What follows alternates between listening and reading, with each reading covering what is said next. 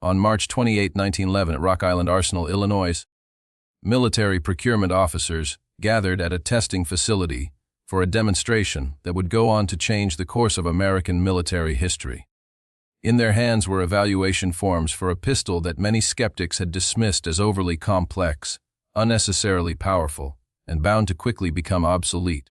The weapon before them was John Moses Browning's automatic pistol design, which would soon be designated the Model 1911. What no one could predict at the time was that this seemingly outdated design would become the most widely used sidearm in World War II, serve through 7 decades of American conflicts, and remain in elite military service for over a century. The story of this pistol's endurance goes beyond ballistics reports. It lies in the design philosophy behind it, one so fundamental that it would outlast all technological trends that tried to render it obsolete. The transformation of the Model 1911 from a doubtful experiment to a legendary weapon began during a crisis in the Philippines. Though the official Philippine-American War ended in 1902, fierce fighting continued in the southern Philippines, particularly in Mindanao and the Sulu archipelago. The Moros, indigenous Muslim tribesmen, fought with a combination of religious zeal and sophisticated combat tactics that made American weaponry seem ineffective. Captain John Pershing, later to lead American forces in World War I, reported incidents where Moro warriors, often under the influence of drugs that suppressed their pain, absorbed multiple shots from standard-issue Colt Model 1892 revolvers chambered in .38 long Colt. Despite these injuries, the warriors continued to charge at American soldiers, killing them before succumbing to their wounds. After-action reports painted a grim picture. An American soldier, armed with a Colt revolver, would often be found dead alongside a Moro warrior with 6 bullet wounds in his chest. The military quickly realized that the .38 caliber revolvers lacked the power needed for close-quarters combat in the jungles. In response, the Army revived an older weapon, the Colt single-action Army revolver, chambered in .45 Colt, which had proven highly effective against the Plains Indians during the American frontier wars. Although it had been replaced by the lighter .38 revolvers in 1892, stockpiles of the .45 Colt revolvers were still available. When these were issued to troops, the results were immediate. The .45 caliber's heavier 230 grain bullet delivered the necessary stopping power, making a significant difference in combat. This experience crystallized the military's requirement for a modern sidearm that combined the rapid fire capability of semi-automatic action with the proven effectiveness of the .45 caliber cartridge. In 1904, Colonel John Thompson and Major Louis Sard conducted tests on animals and human cadavers to determine the most effective pistol caliber.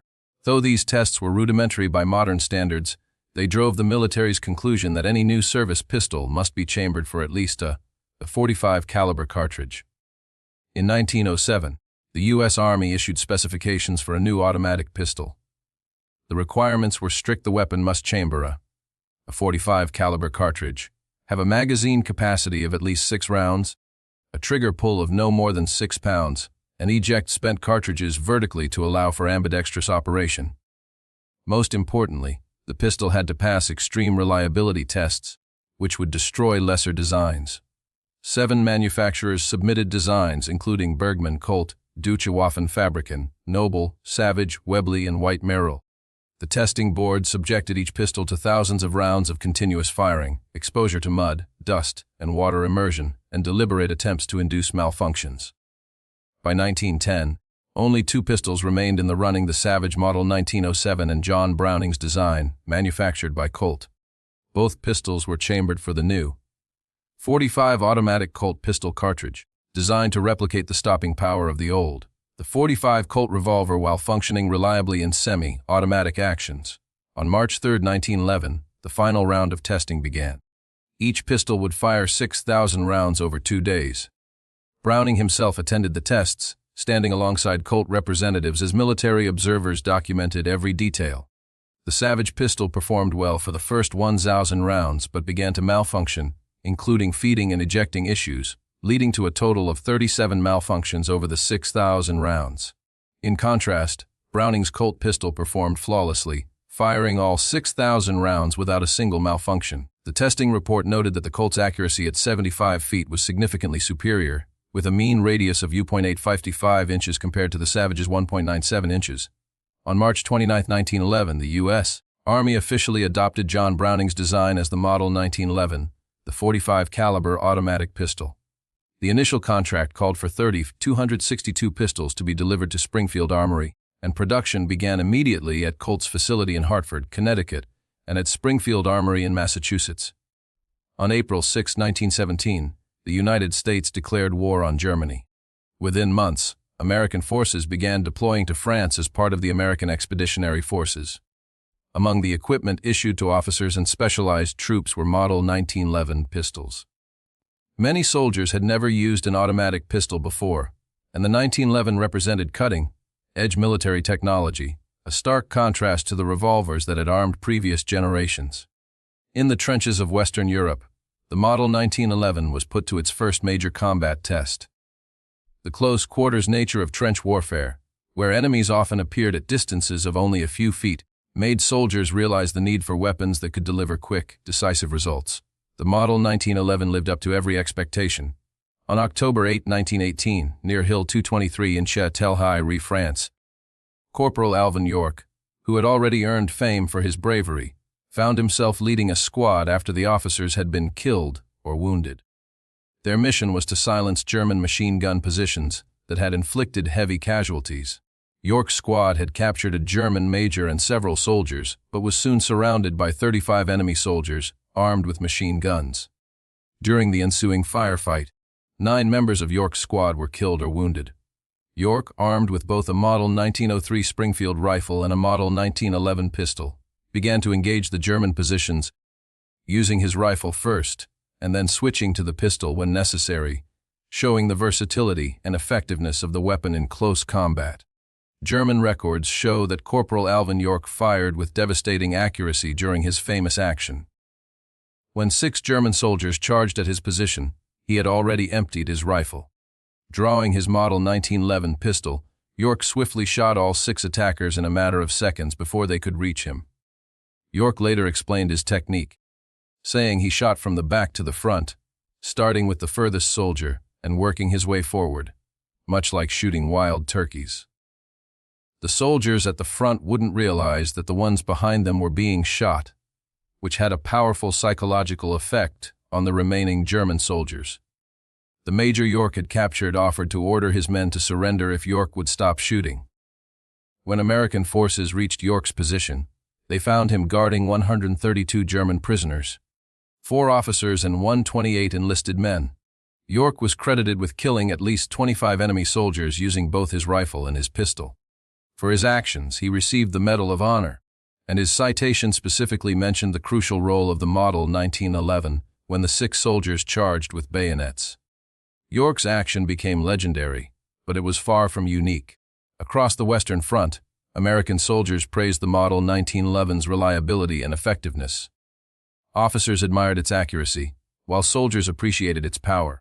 The .45 caliber cartridge, firing a .230 grain bullet at approximately 30 feet per second, delivered the decisive stopping power that combat demanded. By the time the war ended on November 11, 1918, American industry had produced hundreds of thousands of Model 1911 pistols. The weapon had proven itself under the harsh conditions of trench warfare, caked in mud, exposed to rain and snow, and subjected to extreme battle conditions. The Model 1911 had shown its reliability and durability, far exceeding the expectations of skeptics.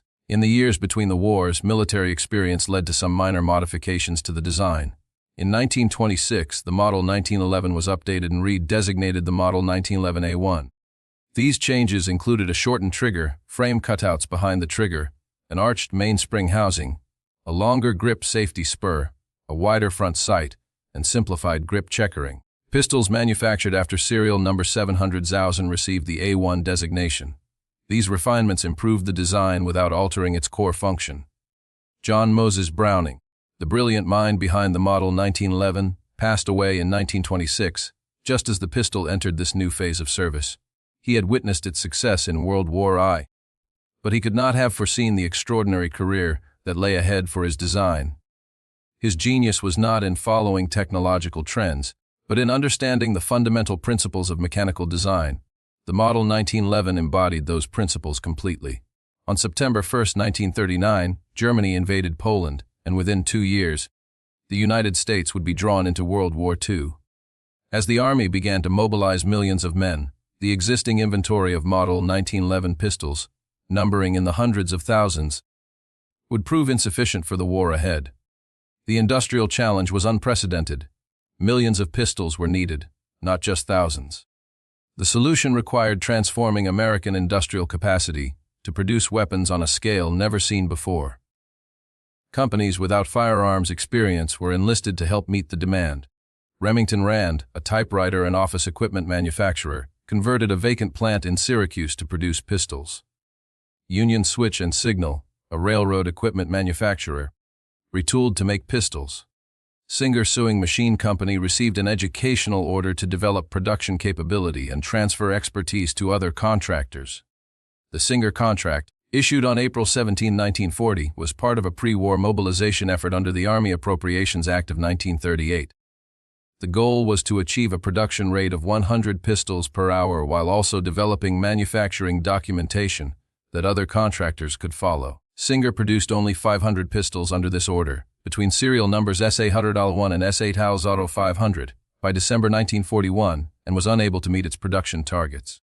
The additional contract for 15,000 pistols was canceled, and Singer's tooling was transferred to Remington Rand. The 500 pistols that Singer produced became some of the most valuable military Model 1911s ever made, with one selling for $14,000 at auction in 2017.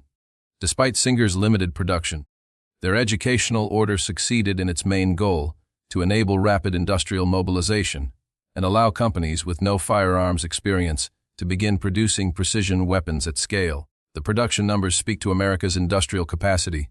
Between 1941 and 1945, 5 manufacturers produced Model 1911A1 pistols for military service. Remington Rand led the way, producing 877-71 pistols, almost half of the total produced during the war. Ithaca Gun Company produced 335-466 pistols, developing a stamped trigger assembly that was adopted by all manufacturers. Colt, the original manufacturer, produced approximately 410,000 pistols. Union Switch and Signal made 55,000 pistols before their contract was reduced to shift focus to M1 carbine production. The combined production of all manufacturers reached 878-742 pistols, making it the largest single handgun procurement in U.S. military history at the time. These pistols went everywhere American forces fought in Europe, the Pacific, North Africa. Not only did they arm American soldiers, but they were also issued to Allied forces through Lend-Lease. British commandos carried them, Free French forces used them, and Chinese soldiers fighting in Burma were armed with them. Even Soviet forces received Model 1911s. The Model 1911A1 had become a global weapon, one that would play a critical role in the Allied victory during World War II. This transformation of American industrial might into weapons production on an unprecedented scale was as decisive as any battlefield victory. The Model 1911A1, now a symbol of American strength and industrial capability, became a testament to the ingenuity of its design and the adaptability of the nation's industrial power. In the Pacific theater, the Model 1911A1 was highly valued. The humid, corrosive environment of jungle warfare destroyed many weapons. Salt spray corroded metal, mud jammed mechanisms, and rain soaked equipment. However, the Model 1911A1's robust steel construction and simple design allowed it to function where more complex weapons failed. Marines, island hopping across the Pacific, carried their pistols through swamps and coral beaches. The brutal nature of amphibious assaults often meant soldiers waded through surf with their equipment submerged. Yet, the Model 1911A1 continued to perform after such treatment. A simple field strip, cleaning, and lubrication would restore it to full operation. On islands like Guadalcanal, Tarawa, Saipan, Paliliu, and Okinawa, the Model 1911A1 proved invaluable. Marines clearing Japanese bunkers and caves found that the .45 caliber cartridge delivered decisive results at close range. The psychological impact of the large, bore weapon in confined spaces was just as important as its physical power. Japanese soldiers who survived encounters with American forces often reported that the large caliber of the American pistols struck fear in them. Soldiers in New Guinea and the Philippines used the Model 1911A1 in close quarters jungle combat. reminiscent of the battles fought against Moro warriors in the Philippine jungles decades earlier. The 40-year circle, from fighting Moro warriors to Japanese soldiers, validated every design decision made in 1911. The pistol proved just as effective in 1945 as it had been conceived to be in 1902. It saved countless American lives in situations far beyond conventional combat. Pilots who were shot down over enemy territory used them for self-defense during evasion and escape. The Model 1911A1's compact size and reliability made it ideal for survival situations. Lieutenant Louis Zamperini, whose B-24 was shot down over the Pacific in May 1943, carried his Model 1911A1 throughout 47 days of drifting at sea before being captured. Although he never had to fire it, the pistol remained functional despite weeks of saltwater exposure. Paratroopers who jumped behind enemy lines on D-Day and during Operation Market Garden carried the Model 1911A1 as a secondary weapon when their primary weapons were damaged or their ammunition exhausted. The pistol's reliability after parachute jumps, rough landings, and hours of combat made it indispensable. Tank crews, whose primary weapons were ineffective outside their vehicles, relied on the Model 1911A1 when they were forced to abandon damaged tanks. Numerous accounts document tank crews fighting their way to friendly lines, with only their pistols after mechanical breakdowns or enemy fire disabled their vehicles. Navy personnel on ships used the Model 1911A1 to repel boarders and defend damage control parties.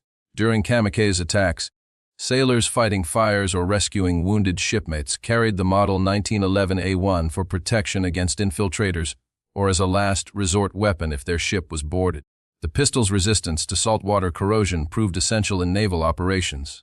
In the European theater, the Model 1911A1 was equally valuable. Airborne operations over Normandy, Holland, and Germany saw widespread use of the pistol. Officers leading infantry assaults carried it, and combat engineers clearing obstacles under fire relied on it. Military police securing rear areas and guarding prisoners also trusted the Model 1911A1. In every role where soldiers needed a reliable secondary weapon, the Model 1911A1 proved its worth. During the winter of 1944, the Battle of the Bulge tested the Model 1911A1 in harsh conditions. American forces, caught by surprise in the Ardennes forest, fought desperate defensive actions in bitter cold. Weapons that functioned perfectly in mild weather seized up in sub-zero temperatures. Lubricants thickened, and actions froze. However, with proper maintenance and the use of cold weather lubricants, the Model 1911A1 continued to perform. Soldiers learned to keep their pistols inside their clothing to use their body heat to prevent freezing. Even if ice formed, a few minutes of warming would restore the weapon's functionality. Walter Walsh, a legendary FBI agent who later became a Marine Corps colonel, demonstrated the weapon's potential in trained hands. During action on Okinawa in 1944, Walsh killed a Japanese sniper from 90 yards away with a single shot to the torso using his Model 1911A1 pistol. This extraordinary feat, well documented by American riflemen, showcased what exceptional marksmanship could achieve with the platform. When Japan surrendered on August 15, 1945, marking the end of World War II, the United States emerged as a superpower, equipped with weapons whose production had overwhelmed Axis industrial capacity. Among those weapons, the Model 1911A1 had proven itself reliable in every climate and theater of combat. The post-war period brought new challenges that tested the Model 1911A1 in ways its designers never imagined. The Korean Wars 1950-1953 presented unique difficulties. The brutal winters of the Korean peninsula froze lubricants and caused mechanisms to seize. Early in the war, soldiers found that weapons lubricated for temperate climates failed in the cold. The Model 1911A1 proved adaptable.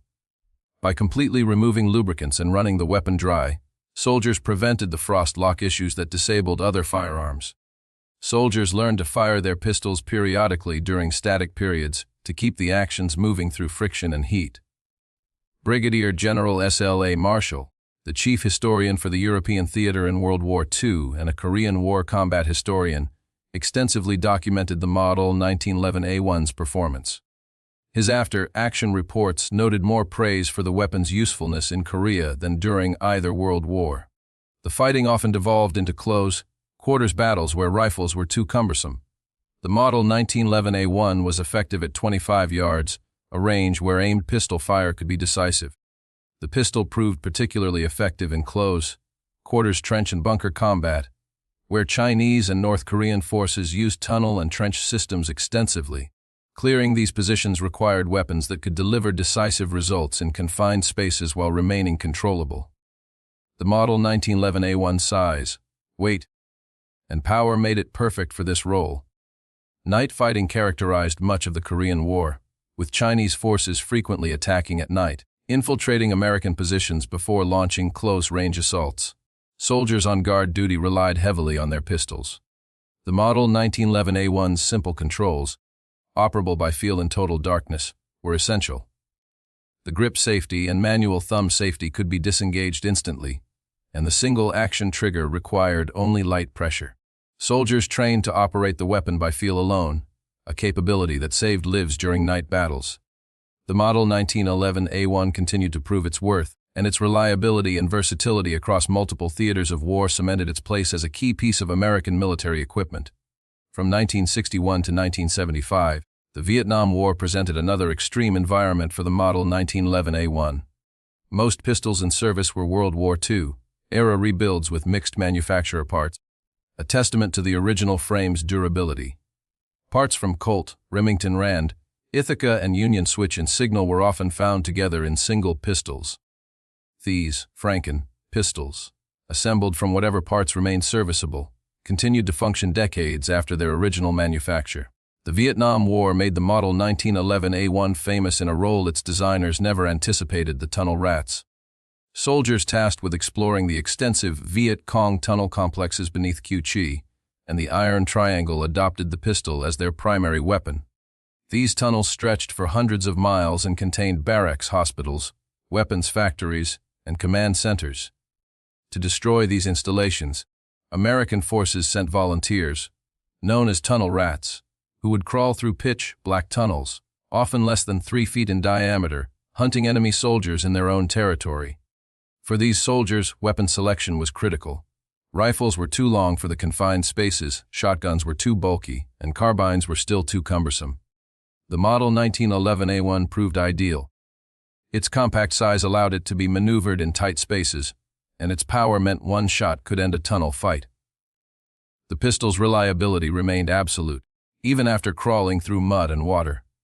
The conditions inside the tunnels were nightmarish: complete darkness, temperatures over 100 degrees F, humidity near 100%, air thick with mold spores and dust, booby traps at every turn, and enemy soldiers hiding inside. To survive in these conditions, tunnel rats trusted only the Model 1911A1. They accepted the blinding muzzle flash in confined spaces, the deafening report that could cause temporary or permanent hearing damage, and the concussion effects in enclosed tunnels. All of it was worth enduring for the decisive impact of a .45 caliber round at point-blank range. The psychological effect of the pistol's report in the tunnels was as devastating as its physical power. Viet Cong soldiers who survived encounters with tunnel rats reported being terrified by the sound and concussion of the large-caliber pistol. During the Vietnam War, no new complete pistols were purchased. Instead, the government continued purchasing replacement parts for older pistols until the early 1990s. This fact speaks to the Model 1911A1's remarkable durability. World War II frames manufactured between 1941 and 1945 remained serviceable through the 1990s, even after decades of military service and hundreds of thousands of rounds fired. These frames withstood the test of time, carried through jungles, deserts, forests, and urban environments, proving their endurance. On January 14, 1985, the U.S. military officially adopted the Beretta M9 as the standard service pistol. The contract called for 315-930 pistols across all branches of the military. After 74 years of service, the Model 1911A1 was officially replaced. Military procurement officers cited the M9's higher magazine capacity, lighter weight, and double-action trigger as advantages, along with the 9mm NATO cartridge, which offered better ammunition compatibility with Allied forces. However, the story didn't end there. Elite units immediately began to reject the decision. Their preference wasn't based on nostalgia, but on combat experience and capability assessment. Special Operations Forces, who faced the highest-stakes combat situations, chose to retain and improve the Model 1911 platform rather than adopt the new Beretta. In 1985, Force Recon Marines began using custom Model 1911 pistols before the IM-9 adoption. In 1986, the Marine Corps Precision Weapons Section at Quantico officially started its customization program. This program was a deliberate decision to keep the older platform through extensive modification, rather than accept the standard issue replacement. The MEUSOC's Marine Expeditionary Unit Special Operations Capable pistol program demonstrated what expert armorers could achieve with the basic design. Each pistol began with a carefully selected World War II-era Model 1911A1 frame. Armorers inspected hundreds of frames to find examples with minimal wear, proper dimensions, and no structural issues. These frames, often manufactured 40 to 50 years earlier, became the foundation for precision combat pistols. The rebuild process was extensive. Bartlein match grade stainless steel barrels replaced worn original barrels, and these barrels were hand-fitted to each frame, achieving tolerances that greatly enhanced accuracy. Novak low-mount combat sights replaced the original tiny sights, providing a clear sight picture in varying lighting conditions. Wilson Combat 7-round magazines with enhanced followers and springs ensured reliable feeding, while Vichy speed triggers with precise 4.5 to 5 lb pull weights gave a crisp break, enhancing accuracy. Ambidextrous thumb safeties were added for both right and left-handed shooters, and Patchmare rubber grips improved control under recoil. Every component was chosen for reliability and performance. The rebuild schedule showed the pistol's durability. Pistols were completely rebuilt after 10,000 rounds, but the frames themselves often had over 500,000 rounds fired through them, including training exercises and multiple rebuild cycles. The steel frame design proved nearly indestructible. With proper maintenance and parts replacement, the basic frame could endure indefinitely. Special Forces units continued to use the Model 1911 after the M9 adoption, with similar customization. Each Special Forces group maintained armorers who built custom pistols based on individual operator specifications. The single-action trigger allowed for precision accuracy that was impossible with double-action designs. Operators who trained extensively with the platform achieved accuracy that justified its lower magazine capacity. 7 rounds of .45 caliber, properly placed, proved more effective than 15 rounds of 9mm with a lower hit probability. Delta Force made custom Model 1911A1 pistols standard issue under the leadership of Colonel Charlie Beckwith. Beckwith, a veteran of British SAS exchange programs, evaluated multiple pistol options before settling on heavily modified Model 1911s. Unit gunsmiths performed match-grade accurizing, transforming the standard issue pistols into precision instruments. In 2003, the 3rd Special Forces Group requested Model 1911A1 pistols for their deployment to Afghanistan, illustrating the continued preference for the platform. Despite access to newer pistols, they specifically requested the older design because they trusted it and were thoroughly trained on it. The continued use and customization of the Model 1911A1 in elite military units demonstrate its lasting appeal, proving that, even after decades of service, the pistol remains a powerful tool for those who rely on it in the most challenging combat situations. Elite units trusted the Model 1911A1 because combat was not the time to learn new equipment. When the group deployed to Afghanistan, they carried customized Model 1911A1 pistols and used them throughout the mission. Their preference for this weapon wasn't based on nostalgia. These soldiers were the most skilled pistol users in the military, with access to any available weapon and the training to master multiple platforms. Their consistent choice of the highly modified Model 1911 demonstrated that in the hands of experienced operators, the design still offered clear advantages over newer alternatives. The single-action trigger provided superior accuracy for trained shooters. The .45 caliber cartridge delivered greater stopping power, essential when facing enemies wearing body armor or under the influence of drugs. The steel frame absorbed recoil effectively, enabling faster, more accurate follow-up shots. The intuitive controls worked reliably even under extreme stress. In 2012, the Marine Corps formally validated this preference with a decision that reflected decades of special operations experience. Colt Defense received a contract for the M45A1 pistols, valued at $22.5 million. This wasn't a modification program but a new procurement of pistols built to modern specifications. The initial order for 436 pistols included options for up to 12,000. The Marine Corps was investing significant funds to keep an all obsolete design in service instead of simply using the standard issue Beretta. The M45A1 was the next step in the Model 1911 evolution, incorporating a century of lessons learned. Features included a 5-inch National Match stainless steel barrel, dual recoil spring assemblies to reduce recoil and extend service life, Novak 3. Tritium night sights for visibility in any lighting, ambidextrous thumb safeties, and Mail STD 1913 Picatinny accessory rails for mounting tactical lights and laser devices. The Desert Tan Cerakote finish, later changed to flat dark earth Decabond, offered corrosion resistance in maritime environments. Wilson Combat 8 round magazines with enhanced springs and followers improved capacity while maintaining reliability. The M45A1 was designed for Marine Forces Special Operations Command AMIRSOC, who needed absolute reliability, accuracy, and weapons that would function after parachute jumps, submarine insertions, helicopter fast, roping, and extended operations without maintenance. From 2012 to 2016, the M45A1 served as the primary sidearm for MIRSOC and was deployed to Afghanistan, Iraq, Syria, Africa, and classified locations worldwide. Operators reported complete satisfaction with its reliability and effectiveness. The .45 caliber proved decisive in close quarters combat, and its accuracy allowed precise shots at extended pistol ranges. The pistol's weight, initially questioned, proved advantageous in controlling recoil during rapid fire. In 2016, MIRSOC transitioned to Glock 19 pistols. The decision was based on logistics, not performance. The polymer frame of the Glock reduced weight for extended patrols, and the higher magazine capacity was beneficial in sustained engagements. The commonality with other special operations units also simplified training and ammunition supply. However, Force Reconnaissance continued using M45A1 pistols until their final retirement in October 2022. For these specialists operating in small teams deep behind enemy lines, the M45A1's characteristics remained optimal. They meticulously maintained their pistols, understanding that they represented the last link to over a century of Marine Corps pistol tradition. In October 2022, Marine Corps Systems Command announced the complete phase-out of Model 1911 pistols from U.S. Marine Corps service.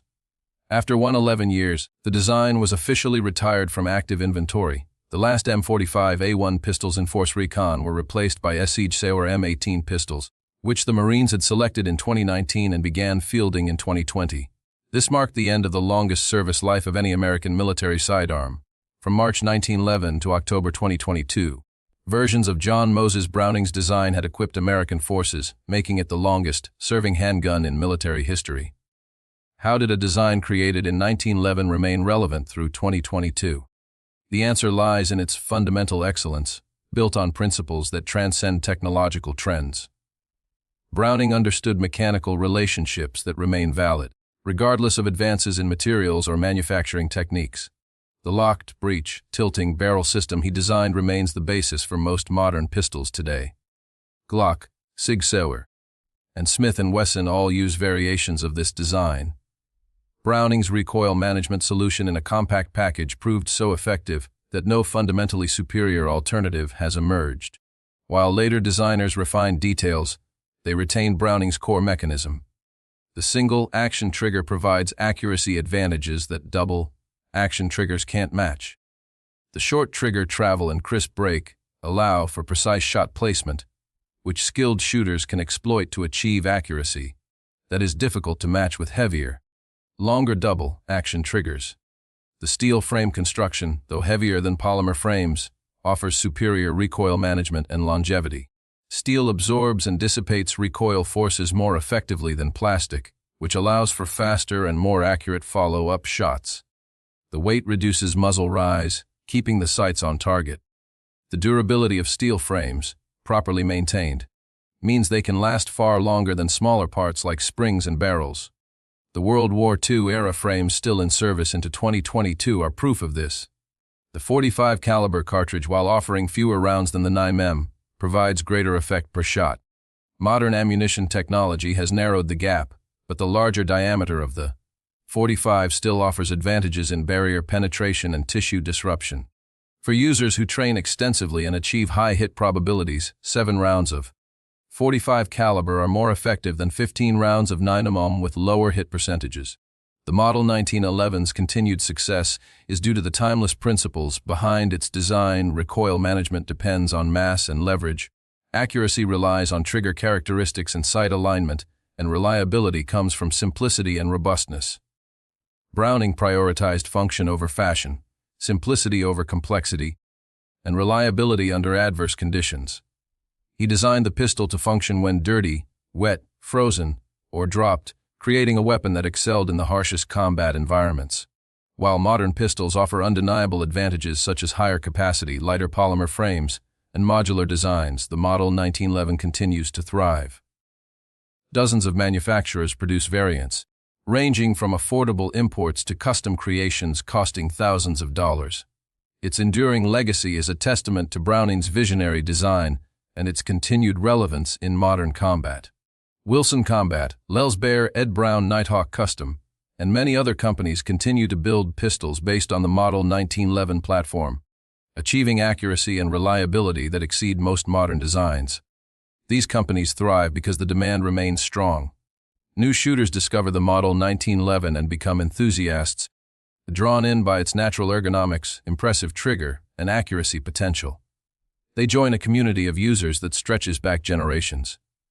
Experienced shooters, after trying alternatives, return to the Model 1911. They appreciate qualities that only become clear with extensive use, like how the pistol points naturally, the control provided by the grip angle and beaver tail, the positive feedback from the single-action trigger, and the satisfaction of mastering a demanding platform. Competitive shooters build custom race guns on the Model 1911 for IPSC, USPSA, and other action shooting sports. These highly modified pistols barely resemble military issue, yet they retain the basic operating system. The platform's accuracy and trigger characteristics make it competitive with guns designed specifically for these events. Bullseye shooters have achieved 1-inch groups of 50 yards with carefully built versions. The commercial success of the Model 1911 is evident in its continued production. While most firearms become obsolete within a decade, the Model 1911 has been in continuous production for over a century. No other firearm, not rifles, shotguns, or even other pistols, approaches this level of longevity. The Model 1911 stands alone in both sustained production and ongoing development. Thousands of aftermarket parts allow for endless customization: barrels, triggers, sights, grips, magazines, springs, and many other components can be tailored to individual preferences. Gunsmiths specialize in the Model 1911 platform, developing expertise passed down through generations. The knowledge base supporting this design exceeds any other firearm. This ecosystem of support for a century-old design is unmatched in firearms history and shows no signs of fading. The legacy of the Model 1911 extends beyond the military and into American culture. The pistol's profile is instantly recognizable, even to those who aren't familiar with firearms. The squared slide, curved trigger, and grip safety have become iconic. Its reputation is understood by even those who've never touched a gun. It represents an era of American manufacturing when products were built to last for generations, not just years.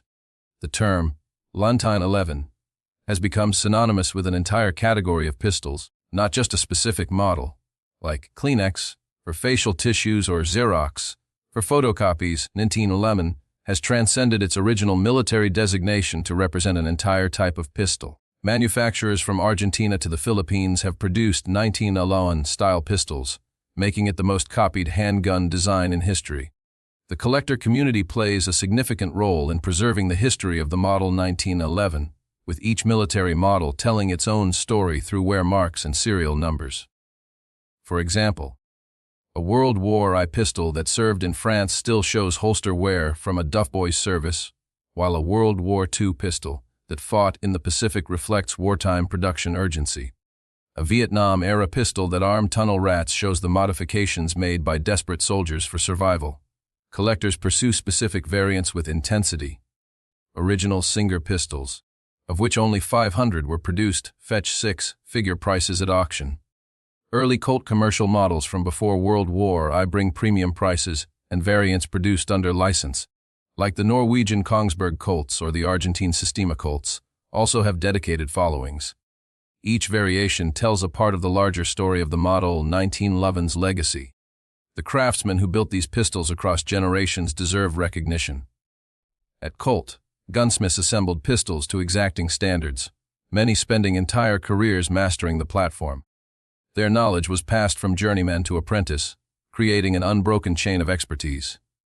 During World War II at Remington Rand, factory workers transitioned from typewriters to pistols and produced them by the thousands without sacrificing quality. The women who joined the workforce during wartime proved especially skilled at the precision work required. Their contributions to victory through manufacturing excellence are often overlooked but deserve recognition. At the Marine Corps Precision Weapons Shop, master armorers built custom combat pistols, each one representing hundreds of hours of skilled labor. These craftsmen knew they were building weapons that would protect Marines in combat, which drove them to strive for perfection. Every tolerance was checked, every surface finished properly, and every function tested repeatedly. The pistols they produced achieved accuracy levels that factory production could never match. Today, companies like Wilson Combat, Les Baer, Ed Brown, and Nighthawk Custom continue the century-old tradition of building high-quality, precision-crafted Model 1911s. These modern craftsmen combine traditional hand fitting with modern CNC machining, achieving tolerances measured in 10,000ths of an inch.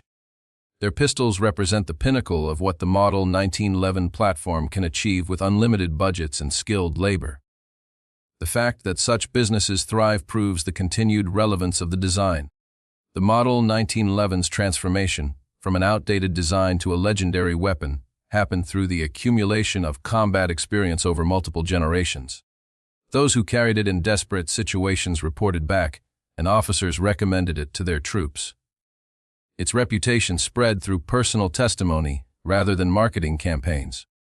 This organic growth of respect earned through proven performance under the worst possible conditions created a legacy that outlasted the official replacement of the Model 1911 by decades. Veterans speak of their issued Model 1911s with reverence that transcends rational evaluation. The pistol became personalized in ways that modern military equipment rarely achieves. Soldiers named their pistols, maintained them obsessively, and developed a bond with specific examples.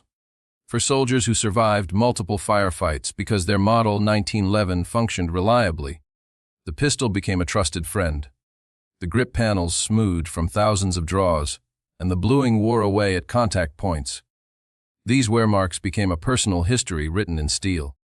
For those who carried the Model 1911 in combat, it represented more than just a mechanical tool. It was the weapon they trusted when everything else failed. The rifle might run out of ammunition, the machine gun might jam, or the radio might die. But the pistol, properly maintained, would always function. It represented the last line of defense when situations deteriorated into close quarters combat, the tool that might save their life when all other options had been exhausted. That emotional connection born from life or death situations cannot be quantified or dismissed.